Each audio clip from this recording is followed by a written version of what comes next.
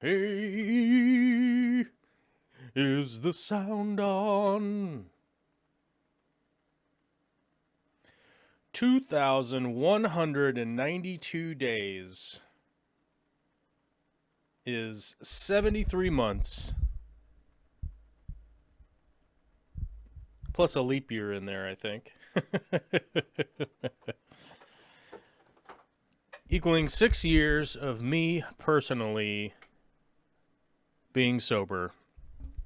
We have a special little hour-long live stream today, to talk a little bit about my experience in sobriety and what it's all about. I want to give a quick shout out to everybody in the chat. How's it going? Good to see you.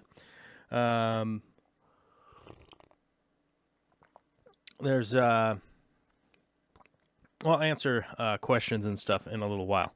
For right now, I want to talk about the basis of whether or not somebody can establish whether they believe that they have a problem with alcohol or drugs or anything like that. And I found a quick help guide that we can run down real quickly. And now I'm feeling like I should probably screenshot it, so I'm going to do that right quick. We need to add source, screen capture, smart selection. So I'm going to throw these in here real quick so that we can talk about them. Of course, put them right there, which is a weird spot. But this is a quick checklist right here that I would put out there for somebody to just kind of self-evaluate, because in my personal belief that problems with drugs and alcohol and stuff like that is 100% a self-evaluation, can often be done and facilitated by a medical professional, which is, I don't know about the rest of the world, but I can say in the United States, getting an assessment will not cost that much money, and oftentimes it is covered by either federal, state, county, or something if you need to get an assessment. If it's something that you're seeking, there are laws in place now that you can get some help. Whereas I think was a little bit different 6 years ago, but I think things have kind of picked up. But this is a quick checklist that I would recommend to just about anybody out there that you could kind of think like, oh, and do a self-evaluation, which is feeling guilty or ashamed about your drinking, lying to others or hiding your drinking habits. So that's kind of lying about or hiding your drinking habits. Need to drink in order to relax or feel better, once it becomes like a weird necessity. With blackouts or forget what you did while you were drinking, or regularly drink more than you intend to, which I'm actually going to highlight that one, because that one is, I think, very important for most people to make a kind of standard assessment. You know what I mean? Is to go like, well, if you had only intended to have one drink or two, then you stayed for the whole happy hour, then you stayed for dinner, then you stayed until way too late, and that kind of stuff. And the one thing that isn't in this that I think is a really big personal assessment that's sort of needed, in my opinion, is whether or not your habits, whatever they may be, just this happens to be kind of alcohol related right here, but whatever your habits are they affecting your relationships with family, friends, or work? Like those are kind of the three things that they kind of throw out there, whether or not your habits are affecting those three things. Now, when it comes down to an effect, it could really be whatever it is, but it generally comes down to a self-evaluation about whether or not you're kind of happy with how your relationships are going. And for me, 6 years ago, I would say these all make the list for me from my experience. My considerations were probably a little bit different than most people. I understand that work more or less was never really that much of an issue. I always showed up for work, that kind of stuff. I didn't show up late. I showed up on time to do work and stuff like that, but it definitely had an affect on relationships at work. From my own personal experience of being in a very bad mood on a regular basis at work and that kind of stuff. But like all of these things were very prevalent in my life previous to getting sober 6 years ago. On a regular basis, I either felt guilty or ashamed about what I was doing. And like I said before, that's kind of a personal assessment that people have to either acknowledge or come up with on their own. It's very easy for me to admit it now because here we are, like 6 years down the road of a kind of changing my life from, not even, from the ground up, basically. It's like just making a complete change of my life of what I'm up to, what I'm not up to, and that kind of stuff. And, now it's very easy to kind of admit that kind of stuff. But 6 years ago, it was, it was real easy to be in denial about like what my actions were like, how they were affecting other people, how they were affecting people around me, whether it be, romantic relationships or friendships or that kind of stuff. And then I obviously, I don't know if this one was, I don't know if I wasn't lying about my habits, but I definitely was hiding to a certain degree of like what was going on, right? It was, and I wouldn't say that I was necessarily hiding it, but it was definitely probably the lying part was more just like downplaying the amount, right? It was very easy to, like, oh, we're just out on a bender last night, that kind of thing.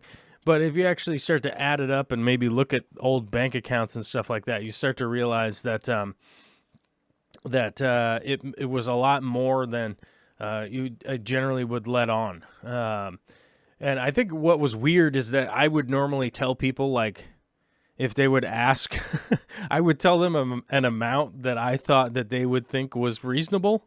And then they would often be shocked, like, whoa, and that was definitely a clue into me of like,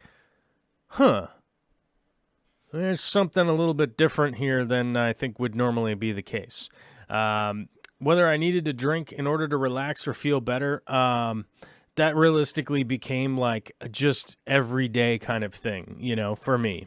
I know a lot of people out there currently now that sort of hit that 5 o'clock or 6 o'clock or 7 o'clock, and suddenly it's time to do the drinking thing like every day, that kind of stuff. I see that quite a bit, especially, in the age of social media. It's like, you see a lot of posts about it and stuff like that. So I know a lot of people are in that same habit that I was in. Although I continued to push it and push it and push it further into the night is what I kept doing. Instead of going like, oh, it's 5 o'clock, now it's time for a drink or something. I'd go like, no, I still have work to do. I still have some work to do. So then I would push it to 6 o'clock and 7 o'clock and 8 o'clock and 9 o'clock. One of the fellas I used to live with was like, he actually mentioned it one time. He's like, you don't even start drinking till like 10 o'clock at night now, and he's like, I don't know, it's pretty late, but still do it anyhow. So, that kind of crazy stuff was continuing to go on, even though I was trying to self-mitigate by pushing it later and later and later. And the reality is that, like, one of the things that it doesn't mention on here, other than regularly drink more than you intend to, that definitely was part of it. Self-mitigation wasn't necessarily working for me by myself. Me just going like, well, I'll rein it in. I could rein it in for a day or two, or maybe even like 3 or 4 days if I was like really, if I'd done something like probably pretty dramatic. If something really dramatic had happened, it's like, oh, I might be able to, make it like 4 days or 5 days or something like that. But the reality is like doing it by myself just wasn't working. And it really wouldn't last that long. It wouldn't have any kind of staying power. It wouldn't be a thing that could continue on for a good amount of time as far as I was concerned. Blackouts or forget what you were doing while you're drinking. Yes, that's kind of became a regular thing for me. Not really knowing what happened the day before. It was kind of, it's difficult to admit, whether it's, the many occasions of brain trauma that I've had in my life. I would normally like attribute that kind of stuff to that. Would just be like, oh, well, it's because, blah, blah, blah, right? That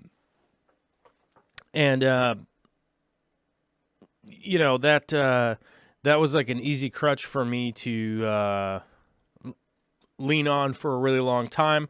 And having been sober for a long time, I could tell now that I do have a lot of issues from physical trauma in my past that I'm doing my best to mitigate and work my way through, and it's much much easier for me to manage that stuff now as compared to previous. Drugs and alcohol only exacerbated. Sorry, did I say acerbated? That's not a word. Exacerbated the issues and problems that I was having in the past. So, nowadays it's actually much easier to kind of mitigate the stress and anxiety and stuff like that I regularly do, and that I regularly do have. It's stuff that is going to be with me the rest of my life unless they come out with some kind of weird miracle cure that doesn't seem to exist at this point. But did I regularly drink more than I intended to? Yes, that is 100% accurate right there. I would almost always go into things with the good intention of like, yeah, I'm just going to have a couple drinks with my buddies, blah, blah, blah. Everything's going to be fine. And, the next thing you know, it's 5 o'clock in the morning and I got to be at work in an hour, that kind of stuff would regularly happen.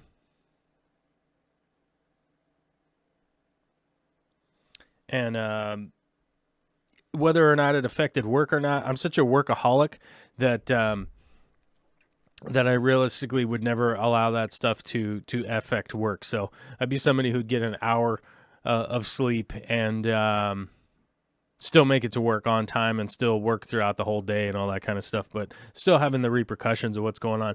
But that's also like,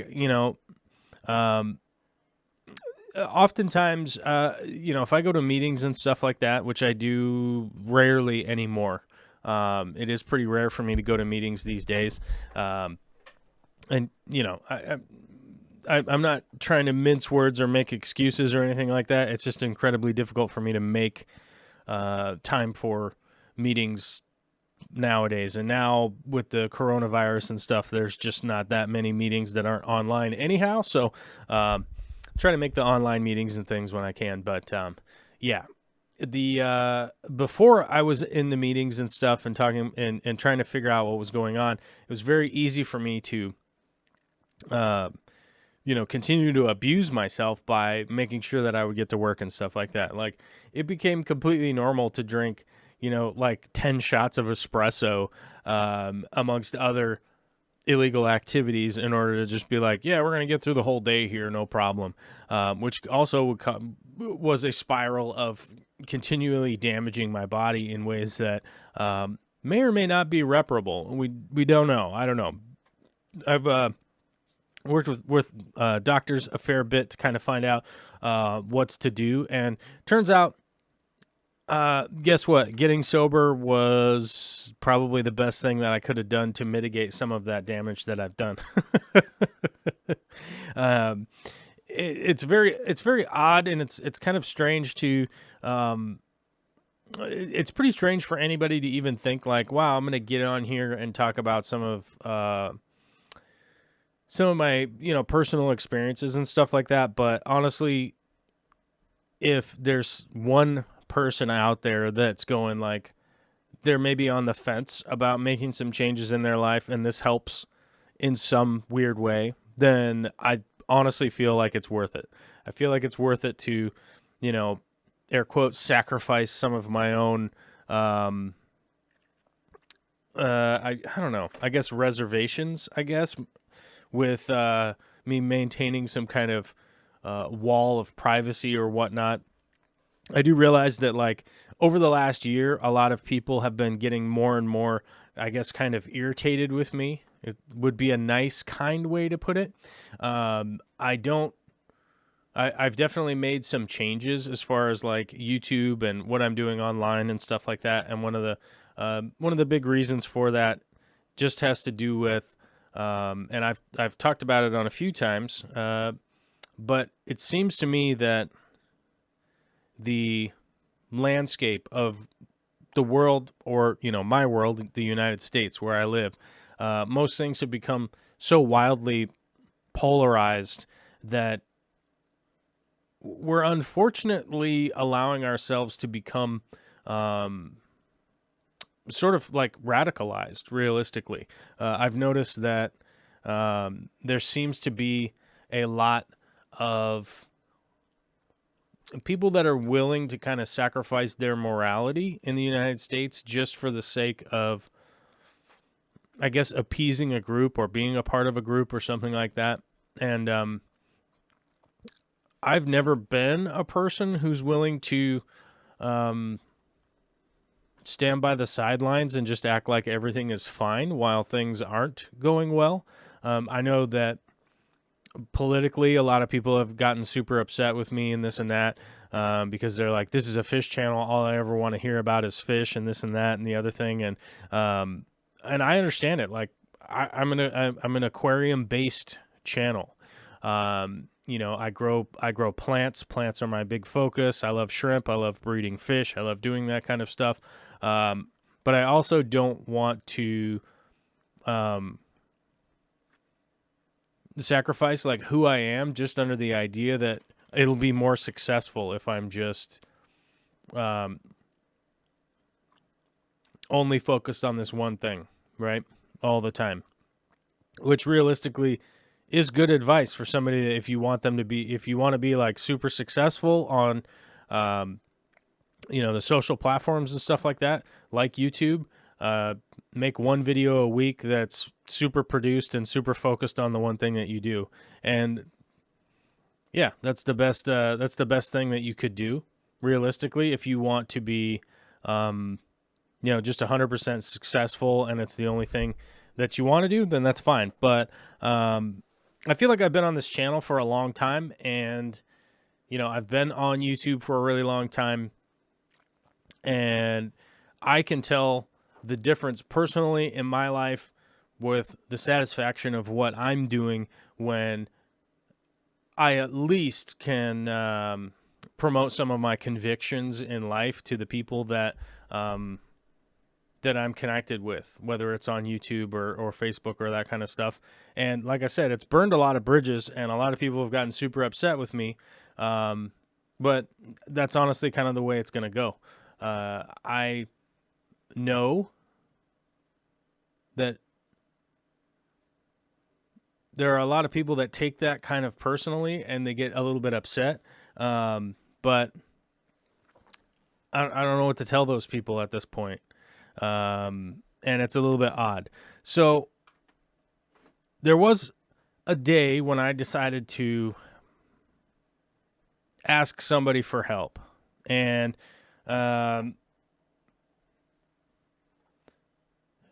it was, I don't even know if it was I was asking somebody for help or not. I realistically just was calling an old friend and I just wanted somebody to talk to, and I just didn't really have anybody to talk to that wasn't either emotionally or financially invested in one way or another in what I was doing. So I just called an old friend, and it was kind of serendipitous because it turns out the guy had gotten sober like 9 months before that. And if you if you've ever been involved with any kind of sobriety program, like one of the things that they espouse is like, you're not supposed to um, share anything on TV, radio, internet, blah, blah, blah, that kind of stuff. So I always try to like allow them to continue their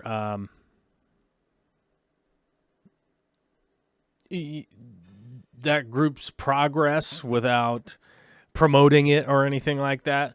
But there are many, many free programs out there that you could go to and get help. And he happened to be a member of one of those.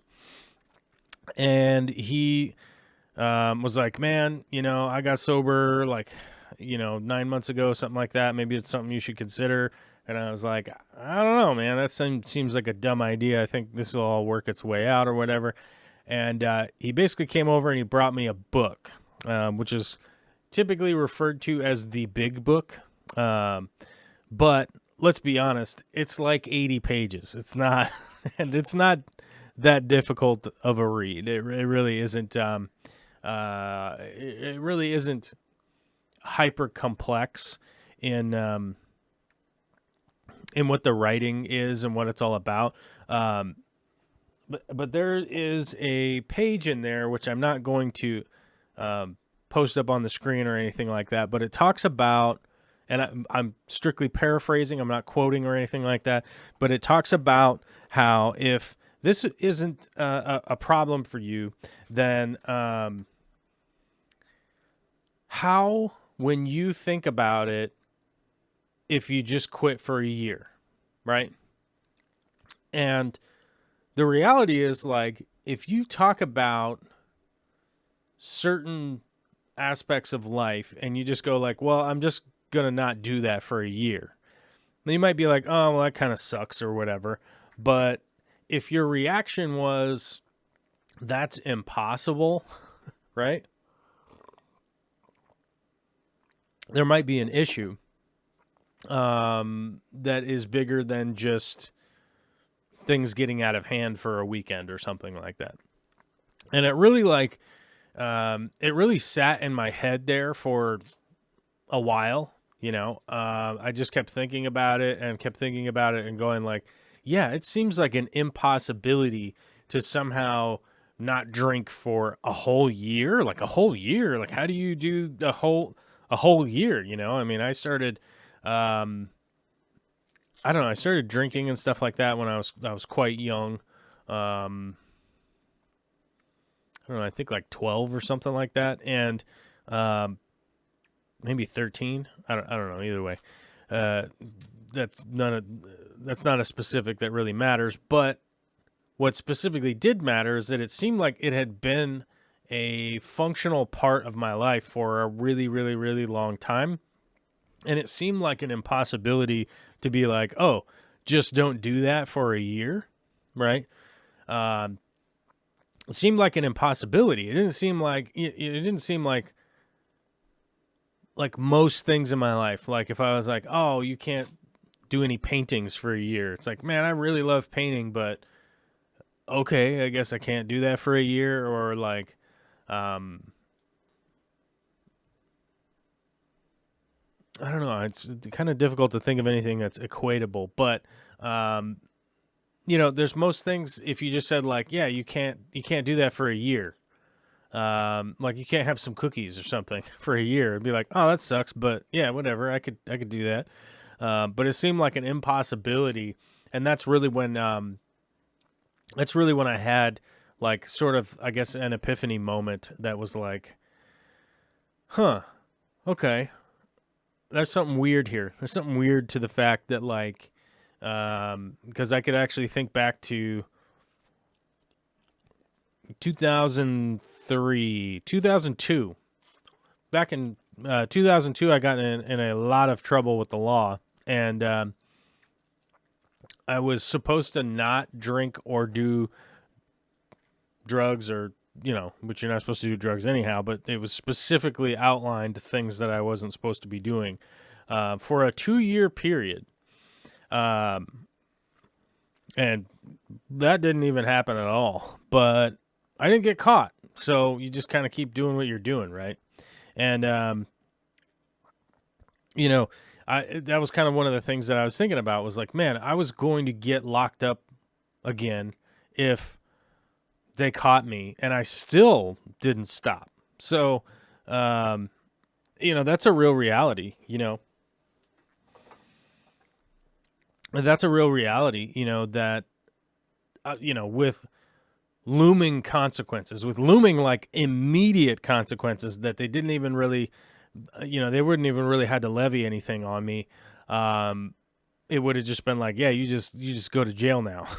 So, that would have been a problem. There would have been I realized to me that, that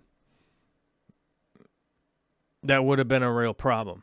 Zen Ginger brings up, what about you can't have coffee for a year? Not sure I could do that. Yeah, I mean, you guys know how much I love coffee, right? I love coffee. I love having my coffee in the morning, in the afternoon, in the evening. I drink coffee all the time. I love coffee. It's fantastic.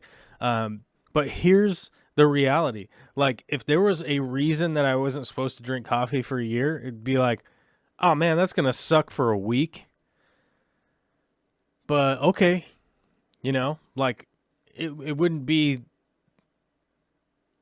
it wouldn't have seemed like that much of an impossibility as like quitting drugs and alcohol seemed like in my head, in a real non-tangible way too. Like it wasn't that conscious front of the mind thought. It was just like, no, you can't do that. Whereas if somebody said, I mean, if there was a reason, like if I went to the doctor or something, like whatever the weird situation was, that it was like, you can't have coffee for a year or the rest of your life, like, oh man, that sucks. But okay, like I guess we got to figure it out, Same thing with like cigarettes. Like, I had a baby, this little baby right here, right? This little one who's up there also. And it was just like, all right, I just gotta not have cigarettes anymore. And then it was like, well, I'm gonna vape and I'll do a patch and I'll do some gum or something like that. But I haven't smoked since then. So, I mean, there's definitely ways to mitigate that kind of stuff, and it also wasn't that much of an impossibility like certain things can be in your head in a real non-tangible way. You know what I mean? Like in a way that just was floating around in the back of my head. Like you get asked me to fly to the moon. That's how impossible that it seemed, But that's that's the realistic reality of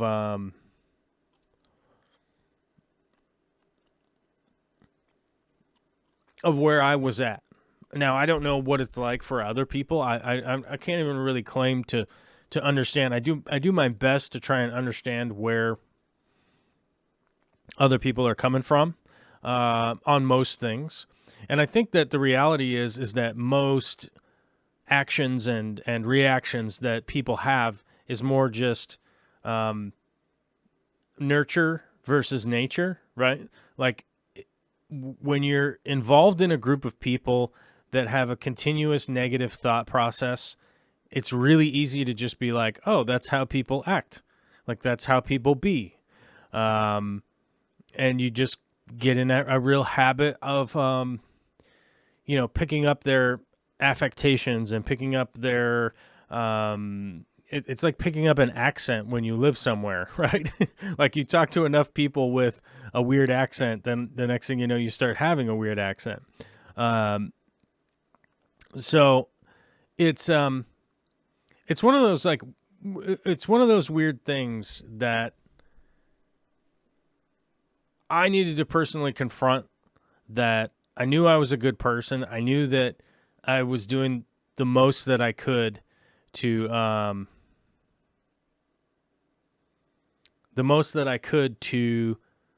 do the best that I could and do as much good as I could in the world. But I think what was happening is that a lot of my good actions in the world were being outshined by these really short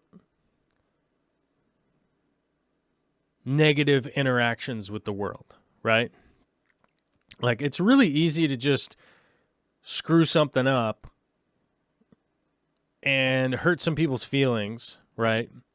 In a really short period of time, all the meanwhile, like, you've been really trying to do as much good as you could throughout the whole entire week. It's really easy to do that. And I think it's easy to do that just as human nature. But as soon as you start throwing all this extra behavioral changing stuff into the mix, it starts to get a little bit weird. Although, hey, shout out, we have a new Patreon during the show. Barissima Normus. There we go. I don't know why I said Barissima first, but there we go. Let me update that. And Zen Ginger, thank you for the super chat. It's a good moment to get me to kind of clear my head for a second. Shout out to Bracken in the chat there, my guy. It's this happy 6 year, my bud. It's good to see you, bud. Let's see. Somebody's asking about Neocaridina. Johnny is asking about shrimp that turn clear and just stay clear. I'll be happy to answer like fish and shrimp stuff like on Friday when I do my normal show on Friday. Carson says, I always like your content and you have a good point of view. Politics can always turn to bloodbath, but you should always have respect for the other's point of view. I have the biggest respect for you. Well, thanks, Karsten. I appreciate that. That's kind of one of those things is that I've certainly noticed over the last few years that there are a lot of people who, for the lack of a better term, have beliefs, but they're not willing to do very much about vocalizing their beliefs for the sake of, I guess remaining like in the weird middle ground. And that's not the way, I mean, that's not personally not the way that I feel. And it's, what is it? Silence is the of oppression, right? Is that correct? I think that's the quote. Where is that quote?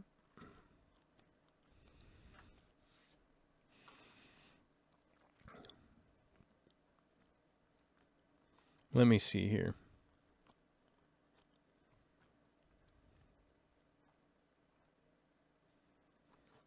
Yeah, Audre Lorde. It's a quote from Audre Lorde. Audre Lorde, which is when we speak, we are afraid our words will not be heard or welcomed. But when we are silent, we are still afraid, so it is better to speak. That's a much better quote than I would have come up with. So, yeah, I mean, that's the reality is that, like, I don't generally choose to be silent on things that I feel like are either oppressing or endangering other people. And I know that that has really enraged a lot of people who've been generally upset with me, right? And I get it. I get why people would be upset. I would recommend to those people that are upset to, I think, realistically, continue to work on whatever it is that they're working on and put their energy towards that. Dave's got one here from Ellie Weissel, says, we must take sides. Neutrality helps the oppressor, never the victim. Yeah, and I think that's kind of a reality. I know that recently some people got super mad at me on Facebook because I was of the opinion that, with like this Joe Biden thing that's going on, that he's being accused of assault, which is a big deal. That's not a small deal to me. That's not something that's not something that should be ignored or silenced or anything like that. But I think in consideration of all victims, that it should be investigated. We should find out what's going on. Things should be written down. And a lot of the weird opinions that people have of something that happened so long ago and is so difficult to navigate what it is that people are talking about or not. My point was, let's lobby to get this investigated. And it's the same thing that, the other candidate, my opinion is the same for both. Like, we need to investigate this, we need to investigate this and get it properly vetted and find out what the hell's going on before we kind of jump to some kind of conclusion, And a lot of people got super mad at me because they're like, oh, what do you like, what are you like trying to, you're trying to silence a victim or whatnot. And I'm like, I am not doing that at all. I'm not trying to do that at all, and I think I've talked about it on the show here before. Like, I was falsely accused of something from somebody I never even met before because somebody knew who I was. And via the investigation, the police and stuff were able to figure out like, oh, this isn't true at all. But it would be super easy, like in the day, with somebody who's like so, what's the word? Such a public figure, it would be very easy to just be like, oh, throw that out there. And then a bunch of people are like, what?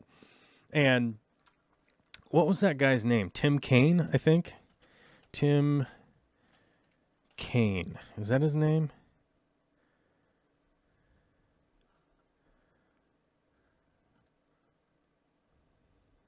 I'm trying to think of that guy who ran. Who was the guy who was running for president? He was running for president, and he like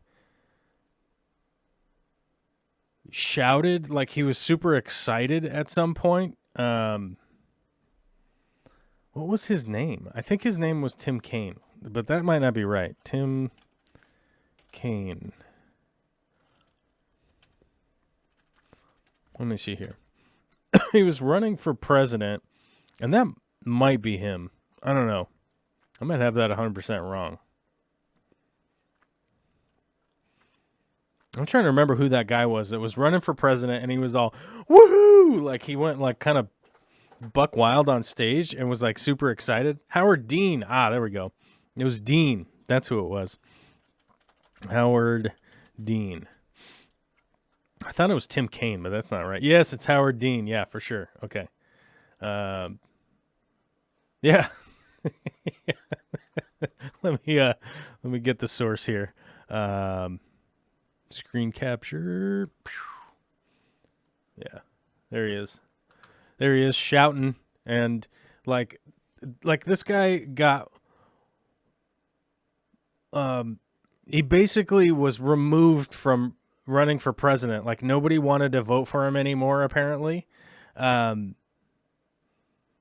Because he was like super excited on stage and had yelled about, he was like, woo, and he was like super excited up on stage one day, and then it didn't even have anything to do with this guy's politics at all, or anything that had gone on with this dude, right? In his past or anything like that. But then, like, oh, no one's gonna vote for this guy because he was super excited on stage, and I feel like there's a big part of that in the like, well, you could just silence people just because, just because of a statement like that or whatnot. And I feel like, in my own mind, that kind of stuff should definitely be investigated or whatnot. And, like, it's a weird world that we live in that requires some of this investigation. And I think that the reason that I brought this up is that I think a lot of people should be spending some time doing some introspection into their own life and finding out like what their behavior is that they may or may not want to correct.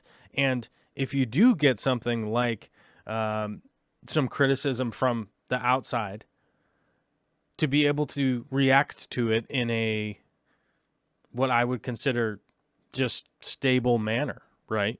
And I think I'm personally in a much more stable spot than I was definitely 6, 7, 8, 9, 10 years ago.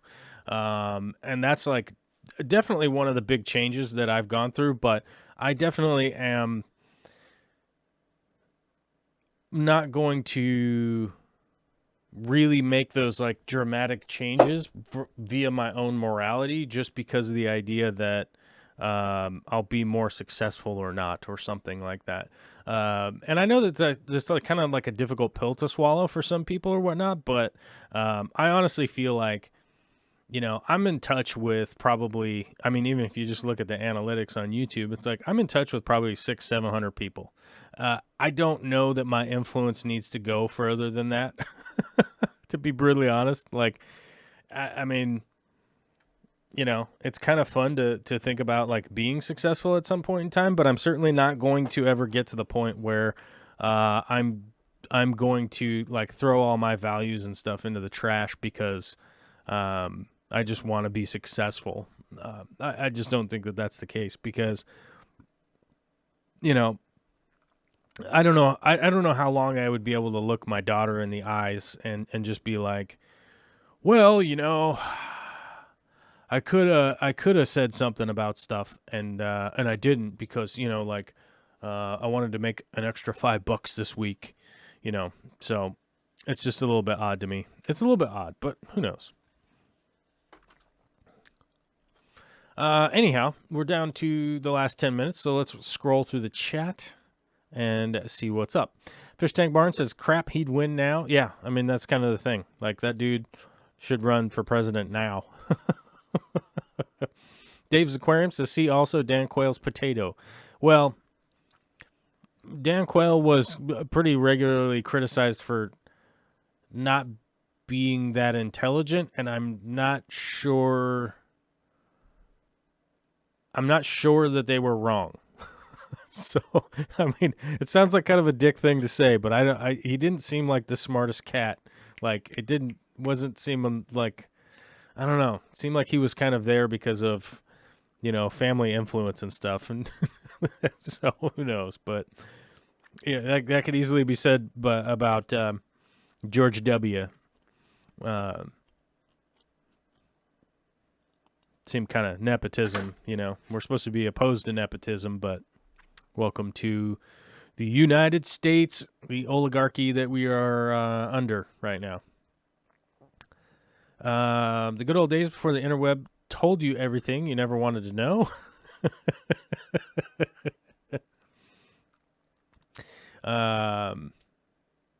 Yeah, and Dave says we're old enough to remember when political gaffes were just that. Yeah, I don't know. We're somehow we've reached a point now during this weird pandemic that,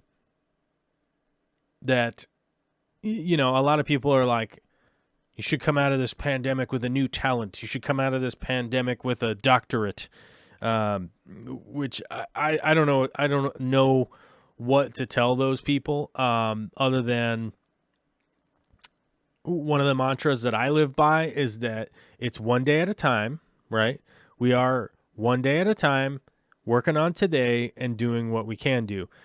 There's no possibility that any of us are going to be able to come out of this pandemic with like a doctorate because we have only been in quarantine for like 7 weeks and it takes about 9 to 10 years to get your doctorate. So that math doesn't shake out. You know, whether or not you should come out of a pandemic with, I don't know, like a million videos or gosh knows what, but I'm not sure exactly what those people are espousing, but it takes a long time to do this stuff. It takes one day at a time.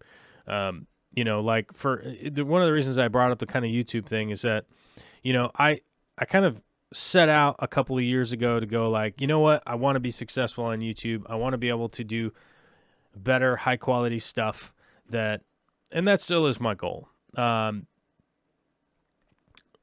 I think I was influenced by some people that were like highly successful to kind of turn aside my own personality and my own personal beliefs to somehow appeal to everybody. And I don't think that that's the route that I'm willing to go down just so that I could, you know, just so that by the excuse that I could be successful and then somehow have my morality later down the line.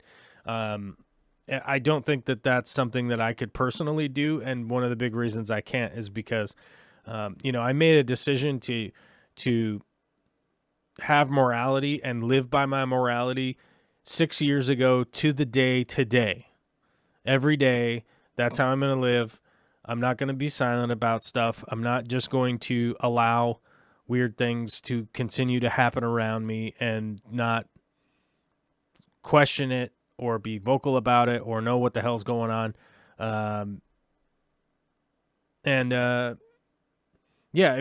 It's kind of weird because that kind of stuff is tied in with my sobriety and maintaining my sobriety. It's like part of maintaining my sobriety is maintaining my stance, you know what I mean, on life and my values and things that I consider to be values, and be valuable to the world. I honestly would love to be in a position where I had a small crew and we were working on stuff and we were constantly doing projects. Yeah, I would love to do that. But I don't think I'm going to sacrifice my morality and living as a person how I'm supposed to be living in order to do that. So, I don't know. Where the hell's Bezos? That's all I'm saying, right? Zachary says, actually come out of this with a PhD, but that was kind of in motion way beforehand. Yeah. So I would love to, hey, if you come out with a PhD, you happen to finish it during the pandemic. I don't know how you're going to do your dissertation with social distancing, but maybe you do it online or something. I mean, I would assume that most people reviewing doctoral candidates could probably figure out how to turn on their computer, but I don't know. The news was on this morning, and one of the president of one of the biggest manufacturing companies in the world didn't really seem to have very decent internet or camera gear to be doing a live stream to the national news. I don't know. It's very odd. Kim Yawarski says being able to have a clear conscience and keep your morals intact is 100% important. Yeah, and I think that's, I think that has been one of the roadblocks. That has definitely been one of the roadblocks in regards to some of the projects that have been available to me, but yet I didn't take advantage of those, like in the way that, like, I don't know if that makes sense. It doesn't seem like a sentence that makes sense, what I just said, but I've had some opportunities that would have put my morality in jeopardy in my mind, and I just didn't want to go down that road. Let's see. Hey Joel, I've asked you before, but any alternative to erythromycin for blue-green algae? Yeah, I wasn't really planning on answering fish questions during a stream about my sobriety, but water changes, maintain your tank. If it's a planted tank, then add more plants. Water changes, maintenance. Yeah, this is going to be your best bet. That's always going to be your best bet, is maintenance, for sure. Just like staying sober for 6 years, daily maintenance of your sober practices.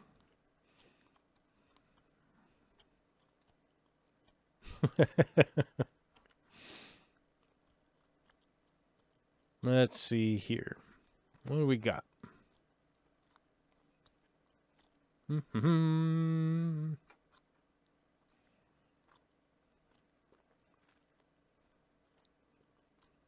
Oh, Zen Ginger says people voted for Bush because, and I quote, they wanted to have a beer with him, and you can't fix stupid. Yeah, I mean, the weird thing is like, even my grandmother, when she was alive, she had voted for Bush the first time.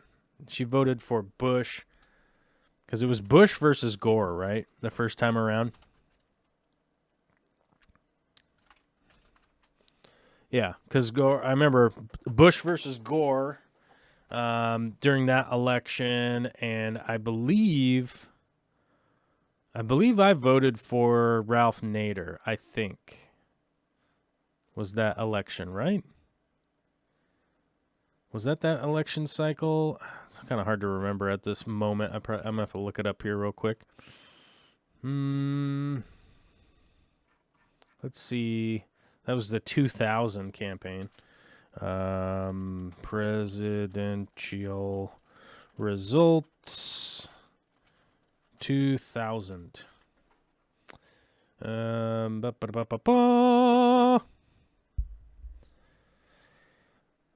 Let's see. 4 more rows. We got to go the more rows. Let me see here. Yeah, and here's the weird thing. They only 50 million votes each. So only 100 million people out of the 300 million voted. Let me see. Was it only the 2 candidates, or was it 2004 when Nader ran? Let's see. 2000. Whoops. 2004. Let's see. Election results from 2004 was Bush and John Kerry. And then around that time, 120 million people voted. I don't know why it's not showing all the candidates. I don't know. Wikipedia is not being helpful right now. I don't know. During a live show, who knows? But I think I voted for Ralph Nader in the 2000 election. I think that's when that was.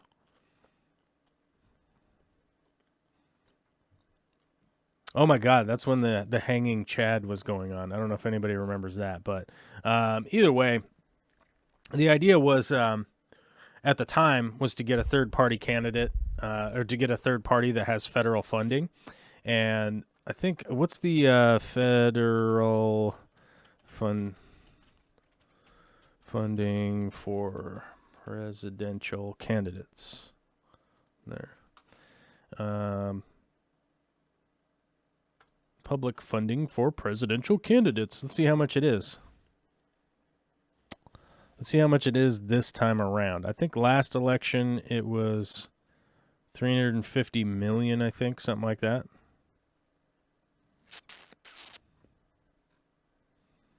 Well, of course, it's just going to be totally hidden. Public funding for majority party presidential nominees in the general election takes form in the grant of In 2020, the general election grant would have been 103 million. Yeah, I don't know. I'm going to have to look that up. Where is it? Monthly reports from the Department of Treasury of balance available for the presidential campaign. So let's see. Here it is. Here's the number. It's hidden.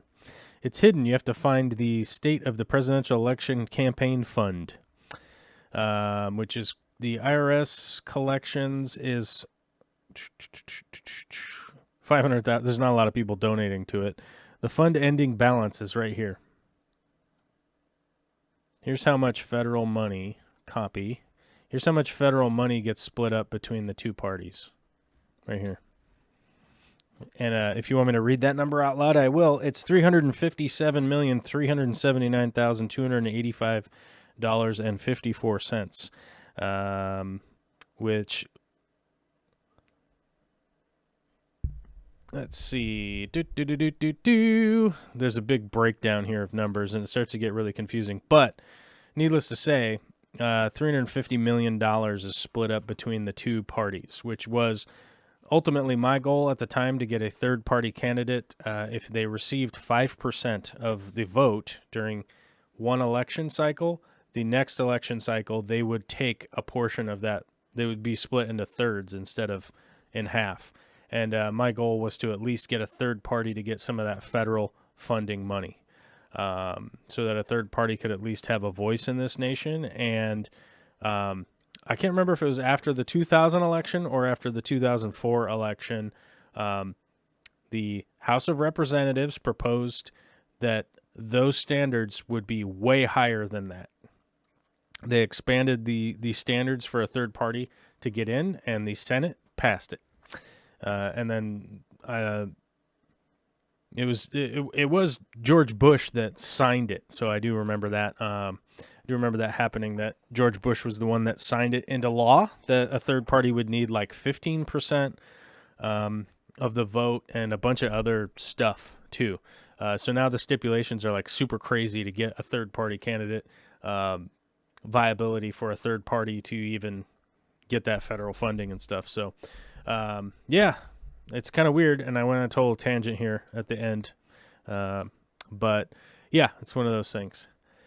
Ginger Grave says, we have lost the ability to see gray areas in life. It seems people keep yelling at each other that it's black or white. In my opinion, nothing is black or white. Life is gray. Yeah, and I think maybe that's why I went on that tangent to talk about some of the history here with how weird and polarized everything has become. Was there used to be an opening for a third party to get in, and I believe, let me see here, Ralph Nader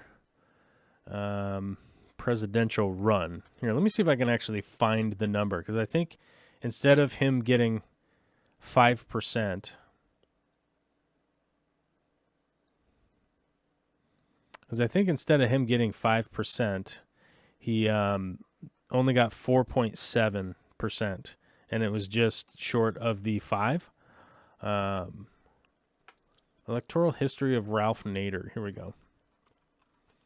Well, that's confusing. What? Yeah, he had 4.2%. Yeah, it was 2000. Yeah, it was in the year 2000. In the year 2000. If anybody remembers that bit from Conan O'Brien.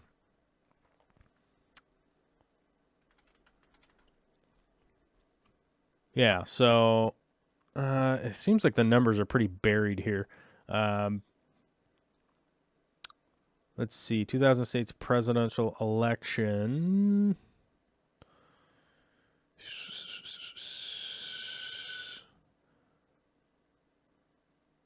Yeah, it looks like super buried in here numbers-wise. Oh, I have to look it up at some point in time if it ever comes up and I have to talk about it again.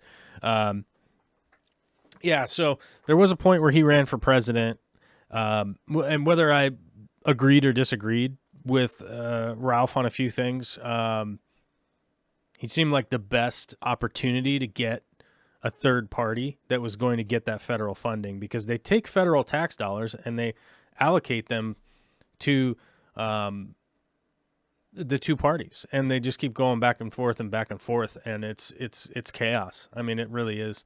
Kim Yawarski says Joel for president. Here's the thing. I've joked about running for president at certain points in time, like, oh, if my YouTube channel had 10 million subscribers, I'll run for president, even though I'm just kidding. But I don't think that there should be a president. I think we should have 350 million people is an astounding number of humans. It's crazy. And to think that like one person can know what to do for all of those things, it's not a good idea. So I don't even think that there should be a president at all. I mean, I think there should be a large group of people that are voting on all of the stuff, and I think that realistically, it should be easier for people to vote and all that kind of stuff. But I did hear from somebody recently had talked about that actually would probably have a chance to run for president. Not me, not me personally, but was like they have too many skeletons in their closet, so that would not be fun to do as a to run as a candidate. And I feel like I don't even know what skeletons I really have in my closet, but it just feels like too much. It would just be too weird. So, yeah, it's not a good idea. But I personally don't even think that there should be a president. I think there should be a large group of people that are making decisions all for the good of the whole. Like, what's more than one person thinking about something? 2 people, right? What's better than 2 people? 10 people. What's better than 100 people? 1,000 people. You know, that's the reality. More stuff gets done. HDJC86 says, I think we need to keep the president but make the job smaller. Yeah, I think personally the president should just be like Brad Pitt or Tom Cruise or something. And sort of how like the Queen is in England. They're just like a dignitary. And they just do speeches and go talk to people and shake hands and take pictures. Hey. Or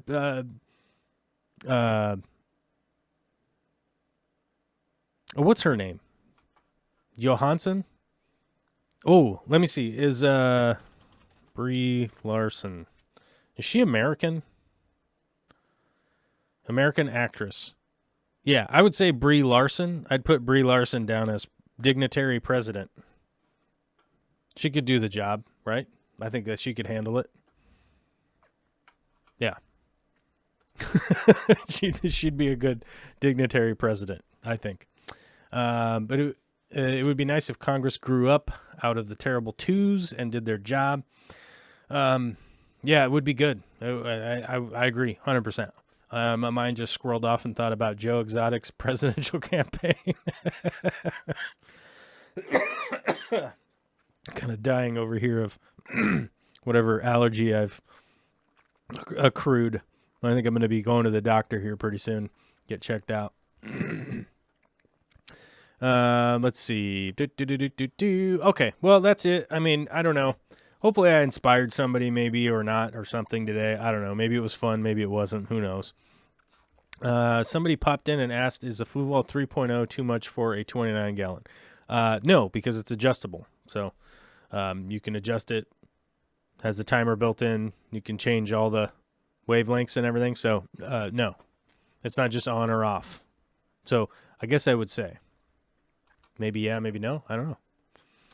Kumiwarski is asking for me to talk about some of the skeletons in my closet. Done a lot of stupid stuff, you know, a lot of fun stuff, a lot of fun, stupid stuff. Not to say anything about anybody, but hey, this little number up here, we're trying to hit 100. So we're fan funded around here. I got to do the commercial thing, guys, at the end here. I got to do the commercial. This is only an hour long, and I have to get back to work to drilling things for this company right here. These guys. I got to get back to manufacturing parts for the for my job, one of my jobs, so I can keep doing internet shows and stuff. But hopefully it's inspired somebody, whatever. We are fan funded. That is where most of our funding comes from, other than me working, you know. So we're trying to get the YouTube members, trying to get the Patreon members. We're trying to get to the next milestone. The pandemic has definitely taken income away from a lot of people. So I am not asking anybody that, I'm not asking anybody if they, are on their last leg or something like that. I definitely am never asking anybody for their last dollar. But if you do feel like you're somebody that's like, hey, this guy does a bunch of shows, this guy does a bunch of videos, and it has value to you, and you want to help promote it and continue this project moving forward, albeit head over to Patreon, I don't know, buy a t-shirt, go to the YouTube members, whatever. We have like a million different ways to help fund it. And a big shout out to everybody who has helped over the years. I 100% appreciate it. I'm going to keep doing what I can to hopefully make you guys proud, bring you guys information, that kind of stuff. And, you know, today was just kind of it's my 6-year anniversary of getting sober. I wanted to kind of tell a story. I wanted to kind of share some of my experience, that how much my life has changed for the better. And hopefully I did that, and maybe I did or maybe I didn't or anything like that. Alyssa's asking, have I ever burned down a barn? I have never burned down a farm or burned down a barn, but I have been involved in some barn fires. So probably heavily damaged some barns, but I think it's more of a qualifier, or whether or not I burned it all the way down or if it just caught on fire. So somewhere in the range of yes, I would guess. Oh, we got a new member, which means we got K Bazzi 59. Thank you, KB. I very much appreciate it. That is awesome, dude. We're so much closer. That puts us so much closer to the 100. We were trying to get to the 100 mark. I don't know why. It just seems like you go from single digit to double digit, and then it's like, well, now you want to try to get to the 3 digits. I don't know. But it also kind of concerns me if we get to 100, and then what am I trying to? Are we going to be talking about trying to get to 1,000? Because that's going to be like 100 years in the making, right? But hey, it's always just one day at a time, right? It's one day at a time on what we're doing, and I have been working on a long video that should be coming out fairly soon. We shall see. The color grading on it has been wild, and the editing on it has been kind of lengthy, but I hope that that's going to come out soon. And wherever Johan is, he's in it, because it's from the Netherlands. So I think it will be kind of inspiring and hopefully give some people some really good ideas, especially right now with the pandemic stuff going on. Let's keep that good vibe rolling. And I'm 12 minutes after when I was supposed to stop, so I can go back to work. So thank you, everybody. Thank you, K Bazzi, for becoming a member. And thank you, Zen Ginger, for your coffee super chat. I appreciate it 100%. Thank you, everybody, for hitting the like button and commenting. I will be back on Friday for... Whoa. I made all the windows close. Whoops. There we go. Let me open that back up. There. Okay, my chat's back open. Okay, well, I closed all the windows on accident. Let's go to viewer activity so I can check. Yeah, Zen Ginger, K Bazzi, thank you for becoming a member. And oh my God, we have another member. What do we got? Oh, we can't end the show without updating the number. Oh my God.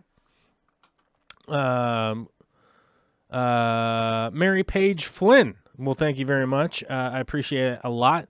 I think kind of one of the milestones was to start to get to 100 members, and 300 people on Patreon, and then start doing some of the Discord streams, which I think I'm going to start probably doing some of those Discord streams fairly soon once this kind of pandemic stuff starts to wind down just a little bit, right? I think that's what's going to go on. I don't know. But thank you for the congratulations, everybody. I hope I was able to influence somebody to make a good decision, or just make a healthier decision, or something. Who knows, man? I don't know.